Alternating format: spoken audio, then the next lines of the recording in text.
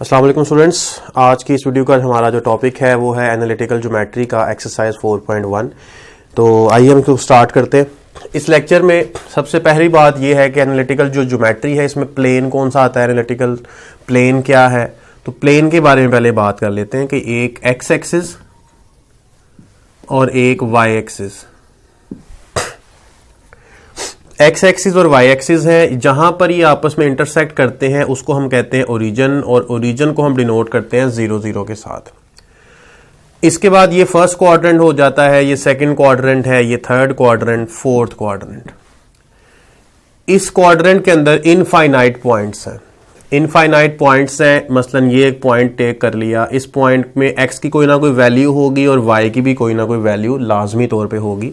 तो जो वैल्यू यहां पर x की है, लेट सपोज के that is 2 and that is y value is 4, so we get 2 4। तो ये एक पॉइंट बन जाएगा 2 4। इस तरह के इनफाइनाइट पॉइंट्स हैं, जितने इसके अंदर पॉइंट्स हैं उतने ही हम इसके कोऑर्डिनेट्स बनाते हैं। यानी हर एक जो ऑर्डर्ड पेयर है, ये एक ऑर्डर्ड पेयर है, एक ऑर्डर्ड पेयर एक पॉइंट के साथ एसोसिएट किया जाता है, इसे 1-1 कॉरेस्पॉन्डेंस कहते हैं।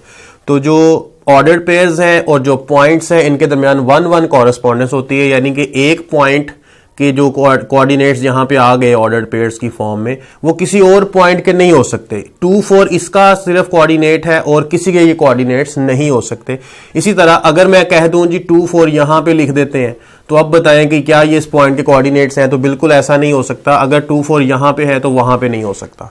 तो जितने पॉइंट्स हैं तमाम के अलग-अलग से ऑर्डर्ड पेयर्स होंगे जिनको उनके साथ एसोसिएट किया जाएगा, तो उनको हम कोऑर्डिनेट्स कहते हैं। इसमें जो पहला कोऑर्डिनेट होता है उसे एक्स कोऑर्डिनेट कहते हैं, दूसरे को वाई कोऑर्डिनेट कहते हैं।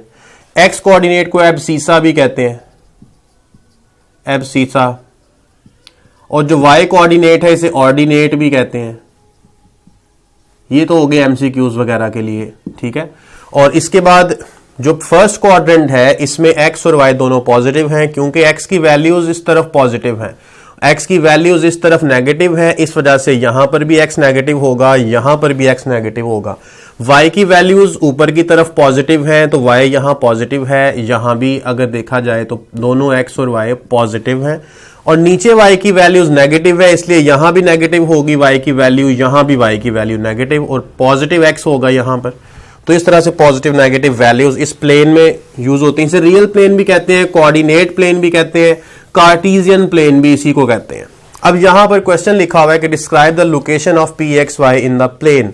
तो प्लेन के अंदर हमने एक्स और वाई की एब्सोल्यूट वैल्यूज यहां पे लिखी हुई हैं, तो हमने इसको शो करना है प्लेन के ऊपर। लोकेशन बस हमने बतानी है, ये क्या चीज बनती है। तो X mod is equal to Y mod, absolute value है। पार्ट नंबर 7 की तरफ हम जा रहे हैं, इसको सॉल्व कर रहे हैं। एक्स मॉड वाई मॉड, एक तरफ से आप अगर मॉड खत्म करते हैं तो प्लस माइनस का साइन आ जाता है, X is equal to plus minus Y. अगर ये सिर्फ वाई के ऊपर मॉड होता तो इस तरह से होता। अब एक्स के ऊपर भी मॉड है, वाई के ऊपर भी मॉड है, इसका मतलब है कि दोनों तरफ हम प्लस माइनस लगा लेते हैं। तो ये कितनी इक्वेशंस बनाई जा सकती हैं? पॉजिटिव एक्स के साथ प्लस माइनस, नेगेटिव एक्स के साथ प्लस माइनस वाई। यानी कि मैं ये कह सकता हूं एक ये इक्वेशन बन सकती है और एक माइनस एक्स के साथ ये वाली इक्वेशन बन सकती है। इसको अगर बनाया जाए तो एक्स इसमें वाई आएगा और X equal to minus Y आता है, और इसमें माइनस एक्स वाई आ रहा है और माइनस एक्स माइनस वाई आ रहा है। अब इसको जरा जनरेट करके आप देख लें कि ये दोनों माइनस अगर कैंसिल होते हैं तो यही वाली इक्वेशन आ जाती है, और अगर ये वाला माइनस इस तरफ ले आए तो ये वाली भी आ जाती है। तो ये दोनों असल में यही वाली बनती हैं। तो हमने अब इनको डिनोट कैसे करना है? X equal to minus Y और minus X equal to Y, इन दोनों को जरा हम ड्रॉ करके देख लेते हैं। लाइन तो सिंगल बनेगी, क्वाड्रेंट्स का सिर्फ फर्क पड़ेगा। वैसे तो ये देखने में 4-4 इक्वेशंस थी, 2 इधर 2 उधर, लेकिन असल में क्या हुआ, ये एक्स वाई और ये नेगेटिव एक्स नेगेटिव वाई वाली इक्वेशन यही वाली बनी, और इसका भी माइनस अगर दूसरी साइड पे भेजते हैं तो वो यही वाली बन जाती है, ठीक है। तो अब प्लेन के ऊपर ये लाइन कैसे ड्रॉ होगी? आप कोई से पॉइंट्स टेक कर लें जो उसको सेटिस्फाई करते हैं। कौन से हो सकते हैं? 0 0 इसको सेटिस्फाई करता है, 0 इज इक्वल टू 0 होता है, 1 इज इक्वल टू 1 होता है, -1 इज इक्वल टू -1 होता है। इतने पॉइंट्स काफी हैं, 3 पॉइंट। वैसे तो एक स्ट्रेट लाइन के लिए 2 पॉइंट्स काफी होते हैं। और हमें स्ट्रेट लाइन का कैसे पता चला, यहां पे तो लिखा नहीं हुआ कि स्ट्रेट लाइन है या नहीं। स्ट्रेट लाइन कैसे पता चला कि एक्स और वाई दोनों इसमें लीनियर हैं। जब लीनियर होते हैं तो स्ट्रेट लाइन बनती है, कर्व नहीं बनता। कर्व तब बनता है जब क्वाड्रेटिक इक्वेशन होती है। तो ये 0 0 है, अगर यहां 1 1 टेक करते हैं तो ये 1 1 है, और अगर यहां 2 2 बना लें तो ये 2 2 भी है पॉइंट। तो सारे पॉइंट्स इसी लाइन के ऊपर लाई करते हैं। और इसी तरह नेगेटिव -1 तो ये सारे इस तरफ भी आ रहे हैं, ठीक है। तो ये एक ऐसी लाइन बन रही है जो कि इस फर्स्ट क्वाड्रेंट और थर्ड क्वाड्रेंट में से पास कर रही है, और उनके बिल्कुल सेंटर में से पास कर रही है। क्योंकि 1 और 1 वैल्यूज एक्स और वाई की अगर सेम आती जाएंगी, जो इनके ऊपर पॉइंट्स है ना लाइन के ऊपर, उन तमाम पॉइंट्स में एक्स कोऑर्डिनेट और वाई कोऑर्डिनेट अगर सेम आता जाए तो ये बिल्कुल मिड में से पास कर रही होती है लाइन हमेशा। तो ये लाइन हमने ड्रॉ की है x इक्वल टू वाई। तो यहां मैं लिख देता हूं ये x इक्वल टू वाई है या y is equal to x है, इसमें एक ही बात होती है। x इक्वल टू -y बनानी है तो कौन से पॉइंट सेटिस्फाई करेंगे। x को अगर मैं 1 लूंगा तो मुझे यहां पे -1 लेना पड़ेगा y, ताकि 1 इज इक्वल टू 1 रहे। इसका मतलब 1 -1 पॉइंट होगा। इसी तरह आप एक पॉइंट सोच लें, अगर मैं 2 लेता हूं x तो मुझे y क्या लेना पड़ेगा, यकीनन -2 टेक करना पड़ेगा। -2 की वजह से ये +2 इज इक्वल टू +2 आ जाएगा। इसलिए x की वैल्यू हमने 2 टेक करनी है और y की वैल्यू -2 टेक करनी है, ठीक है। ये मैं यहां पे साइड पे लिख लेता हूं। इसी तरह इसके लिए मैंने 1 और -1 टेक की थी, ये वाली। तो ये 2 वैल्यूज हमने यहां पे बनाई है इस लाइन को ड्रॉ करने के लिए, x इक्वल टू -y के लिए। 1 -1 2 -2। अब 1 -1 कहां, ये 1 x की वैल्यू -1 y की वैल्यू, तो 1 -1 यहां पे आएगा ना पॉइंट। इसी तरह 2 -2 कहां पे आता है, ये 2 और ये -2 इसके सामने, इसको ज्वाइन कर दे। अगर इसमें 0 0 पुट करते हैं तो फिर भी तो लेफ्ट राइट इक्वल आती है। इसका मतलब ओरिजिन में से भी ये लाइन पास कर रही है। उस तरह ये लाइन आगे बढ़ती जा रही है। अब ये लाइन इस तरफ अगर हम बढ़ा देते हैं, इस तरफ भी हम बढ़ा देते हैं उसी रेशो से, जिस रेशो से यहां पे आ रही है, बिल्कुल स्ट्रेट लाइन ड्रॉ करनी है। तो ये भी -1 और 1, इसमें सिर्फ एब्सोल्यूट वैल्यू अगर आप टेक कर ले 1 और ये भी 1 ही समझा जाए, तो ये भी मिड में से गुजर रही है, यानी फोर्थ क्वाड्रेंट के सेंटर में से और सेकंड क्वाड्रेंट के सेंटर में से लाइन पास कर रही है। तो ये दोनों जो लाइंस हैं, ये वाली लाइन और ये वाली लाइन, ये दोनों मिलकर इसको डिनोट कर रही हैं, ठीक है। इसमें अगर देखा जाए तो मैंने x इक्वल टू -y के लिए बनाई थी, जो कि यहां पे फोर्थ क्वाड्रेंट में से पास हो रही थी। और अगर y is equal to -x का कर लेते, यानी y पॉजिटिव कर लेते, x नेगेटिव कर लेते, तो ये वाली लाइन का पोर्शन था। तो इसका जो पोर्शन बना वो ऊपर वाला बना ओरिजिन से इस तरफ को, और इसका जो पोर्शन बना वो ओरिजिन से नीचे की तरफ बना, ठीक है। और अगर इसका देखा जाए x इक्वल टू वाई, दोनों पॉजिटिव हों तो ये होगी लाइन, और अगर दोनों नेगेटिव टेक करें तो ये होगी लाइन। तो इनको कंबाइन करके हमें इसका आंसर देना था, जो कि ये लाइंस बनती हैं। ऐसी लाइंस, यानी लाइन हम लिख लेते हैं, इसका जो रिजल्ट आ रहा है, lines passing through origin, lines passing through origin and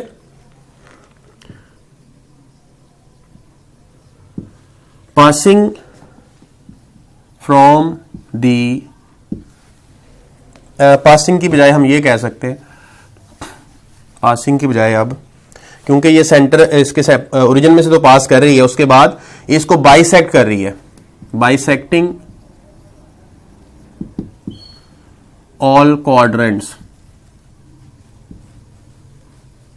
ऐसी लाइंस जो कि ओरिजिन में से पास करती हैं और तमाम क्वाड्रेंट्स को बाइसेक्ट करती हैं, ठीक है। तो बाइसेक्ट कब होगा, जब ओरिजिन से पास करेगी और 1 1 -1 -2 इसमें से पास कर रही होगी, 2 लाइंस हैं। तो ये इसका रिजल्ट है। इसके बाद पार्ट नंबर 8 को हम देख लेते हैं।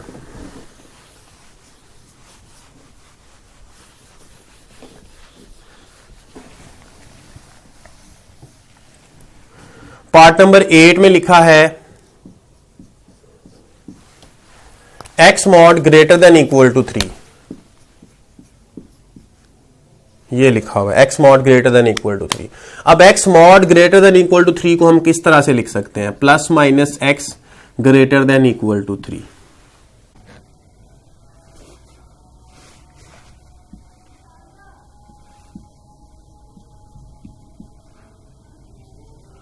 तो इसको इस तरह से भी लिखा जा सकता है, x greater than equal to 3 और -x greater than equal to 3।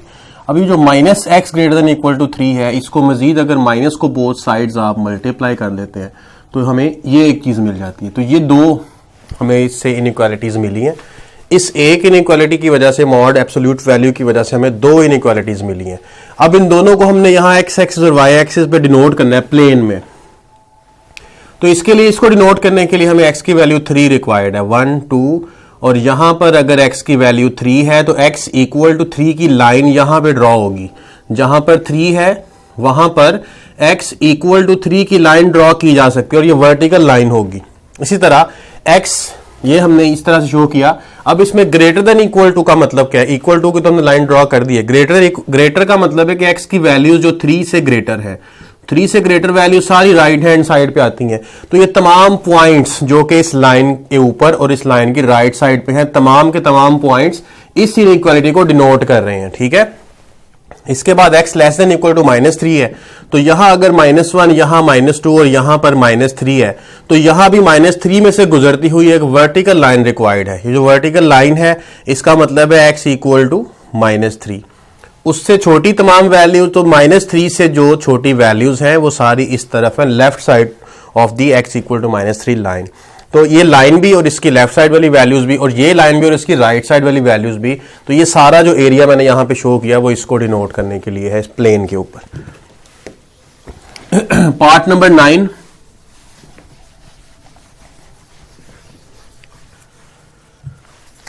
Part 9 में x greater than 2 and y equal to 2 लिखा हुआ है। उसी तरह से हम x axis y axis draw कर लेते हैं। और x ग्रेटर देन 2 कहां पे आएगा? अगर 1 यहां पे है, 2 यहां पे है, तो x इक्वल टू 2 वाली लाइन तो ये बनती है। ठीक है, ये x इक्वल टू 2 की लाइन बनती है, लेकिन हमें रिक्वायर्ड है x ग्रेटर देन 2।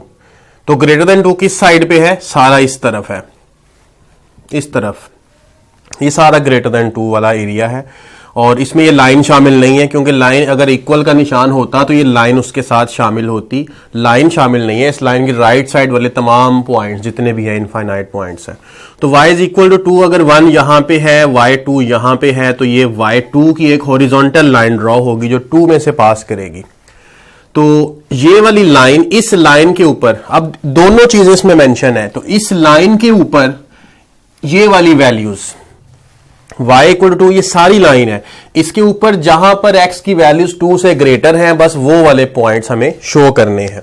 तो 2 से ग्रेटर वाली वैल्यूज राइट साइड पे है, और y इज इक्वल टू वाली लाइन ये वाली है। इसका मतलब कि यहां से जो राइट साइड वाले पॉइंट्स हैं, ये सारे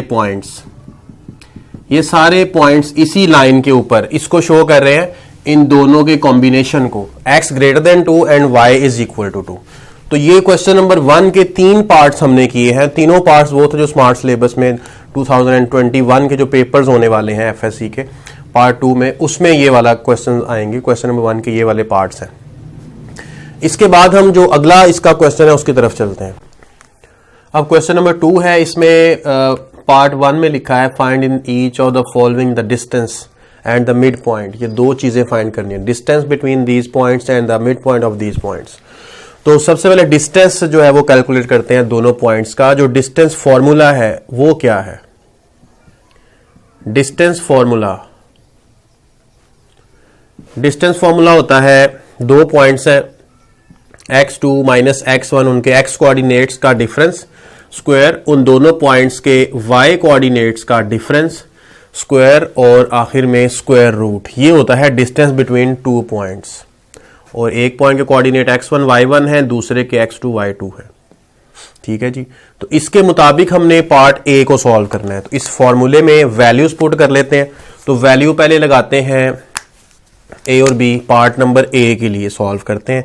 तो डिस्टेंस होगा, दोनों के x आपस में माइनस करने हैं, तरतीब से फर्क नहीं पड़ेगा क्योंकि स्क्वायर है।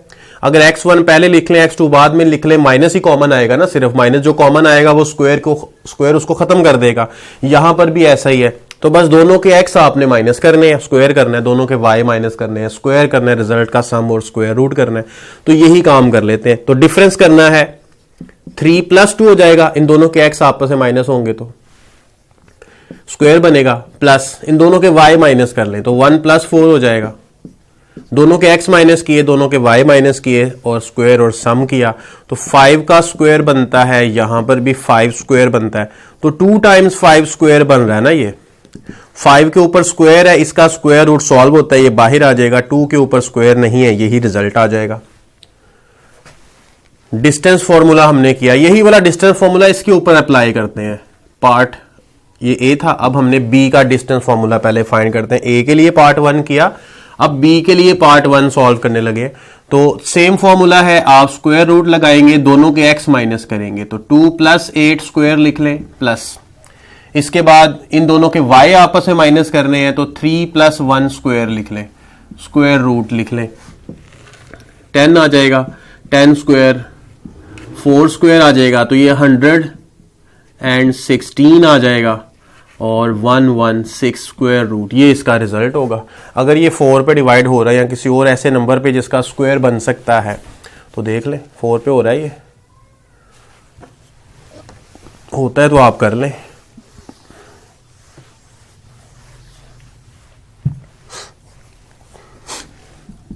फोर 29, तो 4 का स्क्वायर रूट 2 स्क्वायर रूट 29, तो ये इसका रिजल्ट आता है। इसके बाद अब मिड पॉइंट है, तो इसी ए का मिड पॉइंट कैलकुलेट करते हैं। मिड पॉइंट का जो फॉर्मूला है वो क्या है?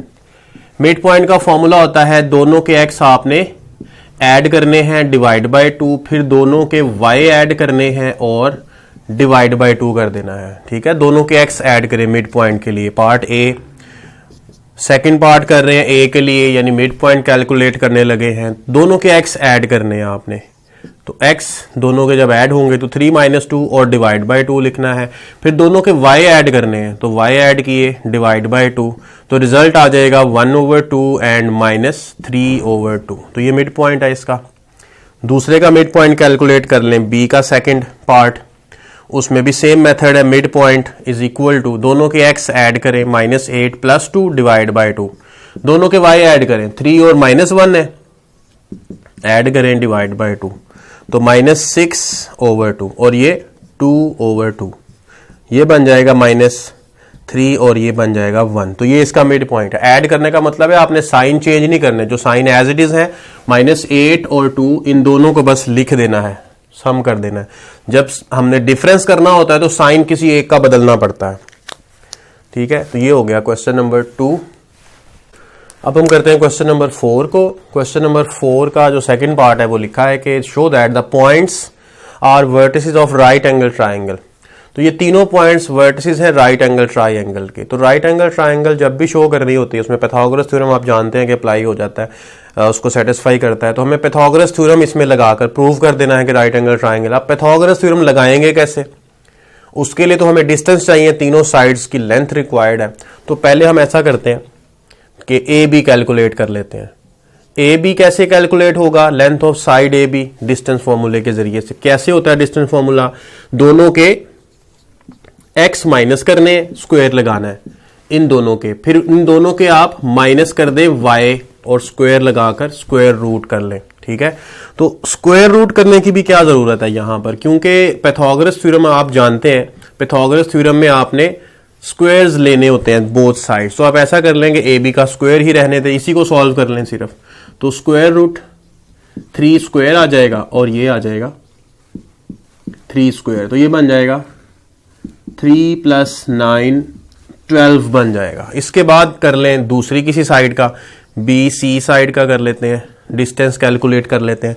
इधर ही मैंने स्क्वायर लगा दिया, अब स्क्वायर रूट लगाने की जरूरत पेश नहीं आएगी। बी और सी दोनों के आपस में जो एक्स है उन्हें माइनस करना है, एक्स माइनस किए बी और सी के, प्लस बी और सी के जो वाई हैं वो भी आपस में माइनस करने हैं और स्क्वायर लगाना है। यहां से रिजल्ट क्या आएगा? 3। यहां से रिजल्ट क्या आएगा? 1 का स्क्वायर 1, तो टोटल रिजल्ट आ जाएगा 4 आ गया। इसके बाद ए सी जो थर्ड साइड है ट्रायंगल की, तो ए सी कैसे आएगा? दोनों के एक्स ए और सी के आपस में माइनस करें, स्क्वायर लगाएं, और दोनों के वाई आपस में माइनस करें, स्क्वायर लगा दें ए और सी के। तो 0 + 4 स्क्वायर कितना आएगा? 4 स्क्वायर 16, तो ये 16 आ गया। अब पाइथागोरस थ्योरम आपने अप्लाई करना है। तो आपको पता है कि इसमें हाइपोटेन्यूज कौन सा है?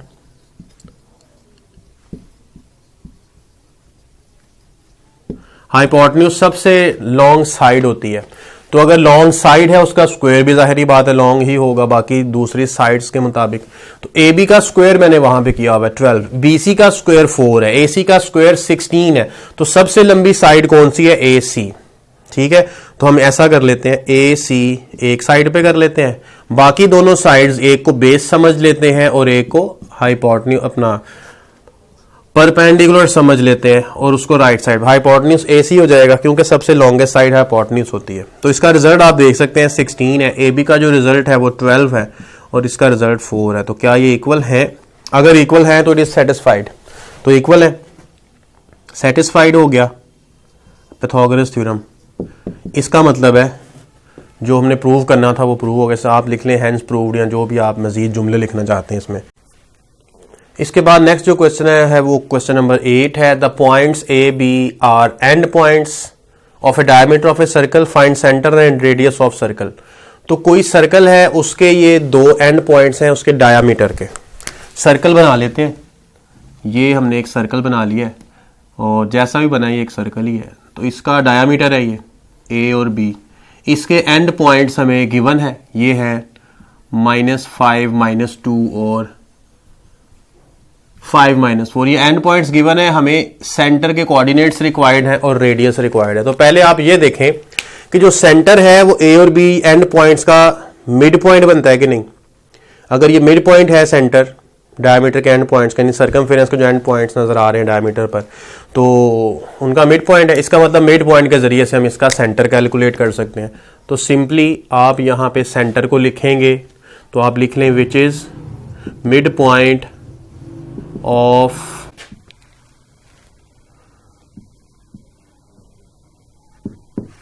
Of A B. तो इनके मिड पॉइंट्स हैं, ये मिड पॉइंट का जो हम बनाएंगे मिड पॉइंट ए बी का वो सेंटर होगा। तो ए बी का मिड पॉइंट कैसे कैलकुलेट होगा? अभी हमने पिछले क्वेश्चन में फॉर्मूला पढ़ा था, इससे पिछले क्वेश्चन में, कि दोनों के जो एक्स हैं वो आपस में ऐड करने हैं, डिवाइड बाय 2 करना है, दोनों के वाई ऐड करने हैं। जब ऐड करने हैं तो साइन चेंज नहीं होंगे, ये एज इट इज लिखे जाएंगे, और डिवाइड बाय 2। तो सॉल्व करते हैं तो रिजल्ट क्या आएगा? 0/2 और इधर से -6/2। तो फाइनल रिजल्ट क्या आ गया सेंटर का? ये मिल जाएगा 0 एंड -3। तो ये सेंटर है। अब हमें कैलकुलेट करना है इसका रेडियस। तो रेडियस क्या होता है? डायामीटर का हाफ। या तो आप डायामीटर जो है वो कैलकुलेट कर लें, उसकी लेंथ, और बाद में डिवाइड बाय 2 कर लें। या फिर ये हो सकता है कि सेंटर भी हमारे पास है, सेंटर से पॉइंट ए का डिस्टेंस या पॉइंट बी का डिस्टेंस निकाल लें सेंटर से, वो रेडियस के इक्वल ही होगा। तो हम डिस्टेंस कैलकुलेट कर लेते हैं। डिस्टेंस यानी जो इसका रेडियस है वो है असल में डिस्टेंस फ्रॉम सी टू ए कर लेते हैं, ये होगा रेडियस। डिस्टेंस का फॉर्मूला क्या है? ये सी है, ये ए है। डिस्टेंस फॉर्मूले के मुताबिक दोनों के एक्स आपस में माइनस होंगे, x2 - x1, एक्स माइनस हुए, स्क्वायर लगा दिया। दोनों के y माइनस होंगे, y2 - y1 जिसे हम कहते हैं, तो वो लगा लें। तरतीब से फर्क नहीं पड़ता इसमें। क्यों फर्क नहीं पड़ता? क्योंकि ऊपर स्क्वायर है, माइनस करने के बाद स्क्वायर जब लेते हैं तो साइन अगर आपने बदल भी दिया तो कोई फर्क नहीं पड़ेगा, वो रिजल्ट पॉजिटिव ही देगा स्क्वायर। तो -5 का स्क्वायर कर लें, 25 आ जाता है, और 1 का स्क्वायर आ जाएगा 1, तो रिजल्ट आ जाएगा √26। तो ये इसका रेडियस कैलकुलेट हो गया। नेक्स्ट क्वेश्चन है क्वेश्चन नंबर 9। स्टेटमेंट है find H such that A B C are vertices of right angle triangle with right angle at A. तो राइट एंगल ए पर है, ये हमें उसने गिवन किया हुआ है क्वेश्चन की स्टेटमेंट से पता चला कि राइट एंगल ए पे है। यहां पे आप राइट एंगल कंसिडर कर लें, इधर आप बी कंसिडर कर लें, इधर सी कंसिडर कर लें। तो हाइपोटेन्यूज कौन सा होगा? बी सी, ये हाइपोटेन्यूज होगा। ठीक है, बाकी परपेंडिकुलर बेस जिसको मर्जी आप कह सकते हैं, क्योंकि एंगल गिवन नहीं है ना एंगल की बात हो रही है। वो तो गिवन एंगल के साथ वाली साइड को हम बेस कहते हैं और अपोजिट साइड को परपेंडिकुलर कहते हैं, लेकिन यहाँ एंगल की कोई बात नहीं हो रही है। आप जिसको चाहे बेस और जिसको चाहे परपेंडिकुलर शो कर सकते हैं, लेकिन हाइपोटेन्यूज लाजमी तौर पर पता करना पड़ता है जो राइट एंगल के सामने है और हमें गिवन है ये। ठीक है, तो एच को कैलकुलेट करना है हमें, तमाम डिस्टेंसेस पहले रिक्वायर्ड हैं, उसके बाद पाइथागोरस थ्योरम या पाइथागोरस थ्योरम अप्लाई कर देंगे। तो उससे पहले हमें रिक्वायर्ड हैं डिस्टेंसेस। तो डिस्टेंसेस पहले हम कैलकुलेट कर लेते हैं। और पाइथागोरस थ्योरम जो हमें गिवन है इसके अंदर, क्योंकि राइट एंगल ट्राइंगल गिवन है, इस वजह से वो सेटिस्फाइड है इसके अंदर। तो उसी तरीके से जैसे हमने पहले भी क्वेश्चन किया, इसका स्क्वायर बना लेते हैं, तो स्क्वायर रूट हमें जो राइट साइड पे लगाना था वो नहीं लगाना पड़ेगा। ए बी का डिस्टेंस कैसे कैलकुलेट होता है, दोनों के एक्स आपस में आपने माइनस करने, एक्स माइनस कर लें, प्लस दोनों के वाई माइनस करने, माइनस कर लिए।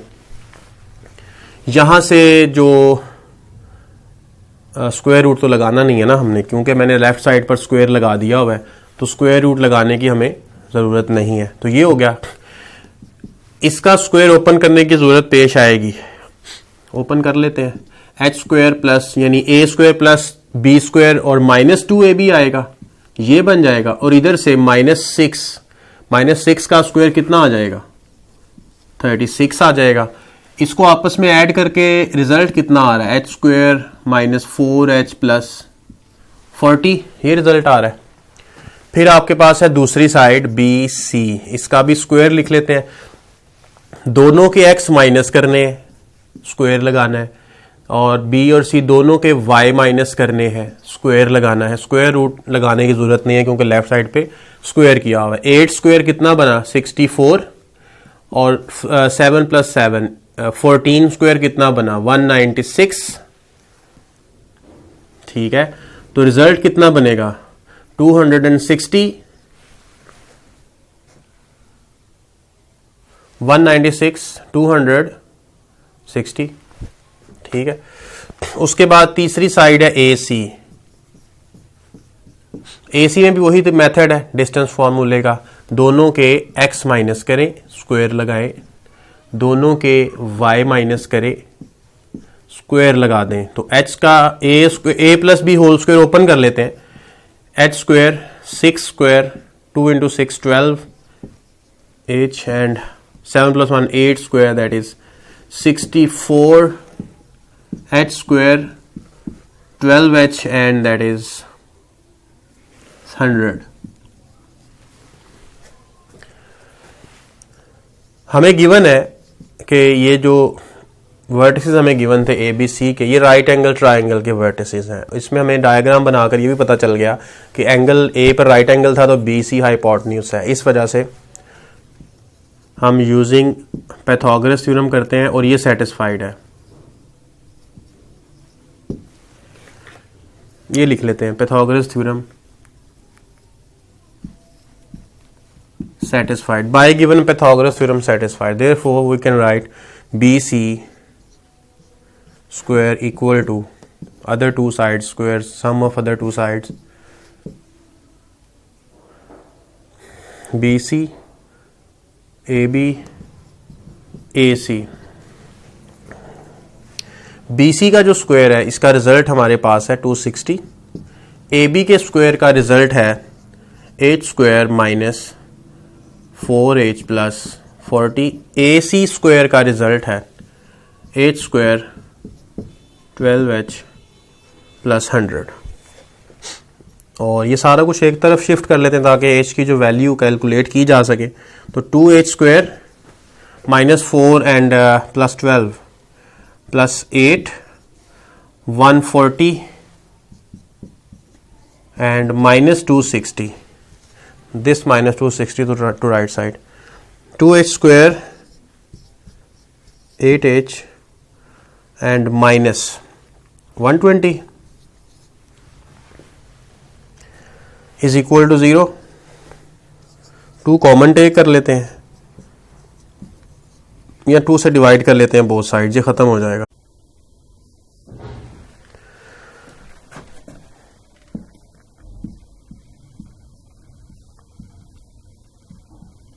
यहां से जो 2 था उसको हमने डिवाइड कर दिया राइट साइड पे। आप इसी स्टेप में भी लिख सकते थे कि डिवाइडिंग 2 बोथ साइड, तो वहीं पे डायरेक्ट वो वाला स्टेप आ जाता। तो इसके जो पेयर बन रहे हैं वो बनते हैं 10 and 4, 6 and 10, 6 and 10। तो यहां पे लिख लेते हैं जी -6 and 10, -6 प्लस 10। तो ये इसके पेयर है। h कॉमन कर लेते हैं, h -6 आ जाएगा। 10 कॉमन कर लेते हैं, h -6 कॉमन कर लेते हैं अब, तो h +10 आ जाएगा, और इसके बाद दो रिजल्ट्स आ रहे हैं, h = 6 एंड h = -10। अब इसके अंदर h की वैल्यू पॉजिटिव भी हो सकती है, नेगेटिव भी हो सकती है, क्योंकि कोऑर्डिनेट्स हैं, x और y की वैल्यूज हैं, तो ये कहीं पर भी कुछ भी हो सकती है, negative, positive, points, fraction, square root, हर तरह के इसमें वैल्यूज हो सकती हैं। तो दोनों इसकी पॉसिबल वैल्यूज हैं। तो एक्सरसाइज 4.1 कंप्लीट हो चुकी है। अब आपने इस वीडियो को शेयर भी करना है, लाइक भी करना है, और सब्सक्राइब भी करना है चैनल को, अगर अभी तक आपने सब्सक्राइब नहीं किया, और दूसरे दोस्तों को शेयर भी करें जो FSC के स्टूडेंट्स हैं। ठीक है, बहुत शुक्रिया आपका।